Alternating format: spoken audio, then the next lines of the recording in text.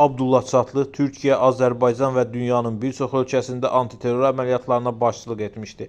Təsadüfi deyil ki, o erməni Asala terror təşkilatını çökdürən kəşfiyyatçı kimi adını tarixə yazdırıb. Habelə peşəkar karateci olan Çatlı ingilis dilində də səlis danışırdı. Eyni zamanda Kurtlar Vadisi serialındakı Polad Alemdar obrazının prototipidir. Türkiyənin Al Caponesi adlandırılan Çatlı kimisinə görə mafiya lideri, kriminal avtoritet, kimisinə görə kəşfiyyatçı, hərbiçi, polis, kimisinə görə isə siyasətçi, dövlət adamı idi. Lakin kim olmasından asılı olmayaraq Türkiyə üçün həyati əhəmiyyət kəsb edən əməliyyatlar və döyüşlərin ön cərgəsində yer almışdı. Qalayçı bir qozanın nəvəsi olan Çatlı, kiçik bir əsnaf olan yoxsul kişinin 5 övladının ən böyüyü idi. Hələ kiçik yaşlarından ülkücü ocaqlarına üz tutan Çatlı o illərdə karate və taekvondo ilə maraqlanırdı. 21 yaşında Başbuğ Türkeşin istəyi ilə millətçilərin kommunistlərlə mübarizəsində Ülkü Ocaqları Dərnəyinin Ankara şöbəsinin başına keçir. Həmin illərdə gizli bir əl onu sürətlə Türkiyənin ən böyük davalarında ön cərgələrə çəkir. Qitədən qitəyə, ölkədən ölkəyə bu mübarizənin komandanına çevirir. Bu məqsədlə Türk kəşfiyyatının və ya dərin dövlətinin Türkiyə və xarici ölkələrdəki gizli mərkəzlərində xüsusi təlimlərdən keçir.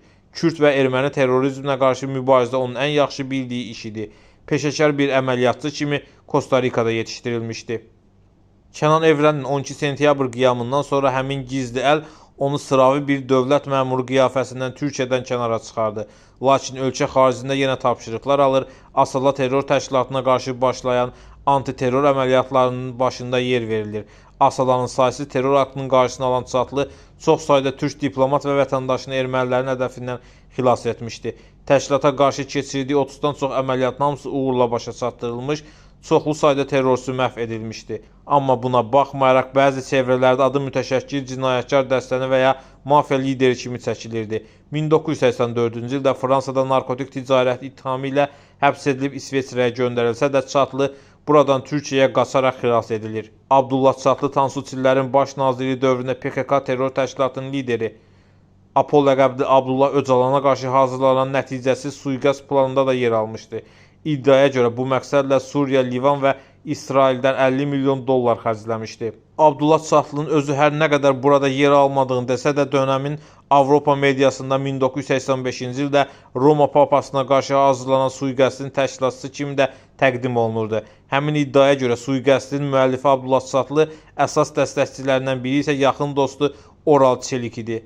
Sui-qəsddən sonra İtalyan prokuror Almaniyada Çatlının dostu Yalçın Özbək ilə əlaqə saxlayıb. Pul müqabilində onun əleyhinə ifadə verməyə razı salır. Sui-qəsdin planının digər kilit siması isə Məhməd Əli Ağca idi. Çatlı məhkəmədə Ağcanın sui-qəsdi Bolqar kəşfiyyatının adına işlədiyini bildirərək olay vaxtı Oral Çelikin yanında olduğunu və onun bu hadisə ilə əlaqəsinin olmadığını bildirir. Yekun nəticədə Ağca Çatlı əleyhinə verdiyi ifadəni geri götürmək məcburiyyətində qalır.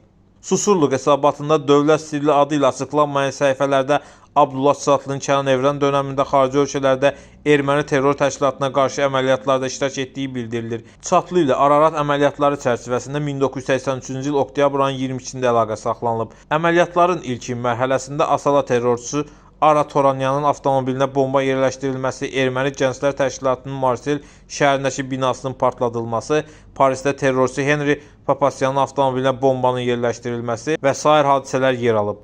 MİT-in Çatlı necə kəşf etməsi hələ də müzakirə mövzusudur.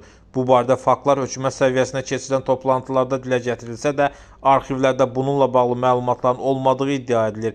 Çatlının 1980-ci illərdə MİT-lə əlaqəsi olmayan Hiram Abbas tərəfindən Haluk Kırcı və bəzi ülkücülər vasitəsilə erməni terrorizminə qarşı xarici ölkələrə göndərildiyi bildirilir.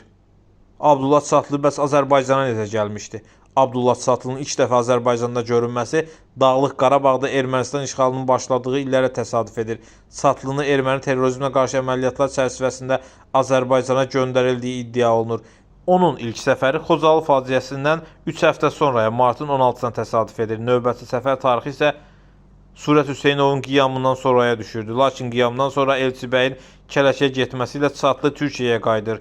Millət qəzetinin iddiasına görə Çatlı qiyam vaxtı ülkücü bağları ilə özünə yaxın bildiyi Elçibəyə dəstək vermişdi. Amma Elçibəy sonrakı illərdə Yeni Ufuq qəzetinə verdiyi müsahibədə Abdullah Çatlı adında birini tanımadığını, Türkiyədən Azərbaycana ermənilərə qarşı mübarizə və bu məqsədlə hərbiçilərə təlim keçmək üçün gəlmiş Məhməd Özbay adlı bir nəfərin olduğunu bildirmişdi. Abdullah Çatlı 1996-cı il oktyabrın 3-də Balıkəsirin Susurluq qəsəbəsində avtomobil qəzasında həyatını itirir. Qəza haqqında bir sıra sui-qəsd nəzəriyyələri var. Bunlardan birinə görə qəzaya səbəb əyləc sisteminin əvvəlcədən sıradan çıxarılması olmuşdu. Yəni bu qəzanın sui-qəsd olduğu bildirilirdi. İddia hər nə qədər öz təsdiqini tapmasa da bunun arxasında PKK və erməni terror təşkilatının, habelə Qərb kəşfiyyatının adı hallandırılırdı. Yaşadığı dövrdə bir türk milliyyətçisi olan Abdullah Çatlı Azərbaycan sevdalısı bir insan kimi də anılır. Təsadüfi deyil ki, məzarın üstündə Türkiyə ilə bərabər dalğalanan iki bayraqdan biri də Azərbaycanındır.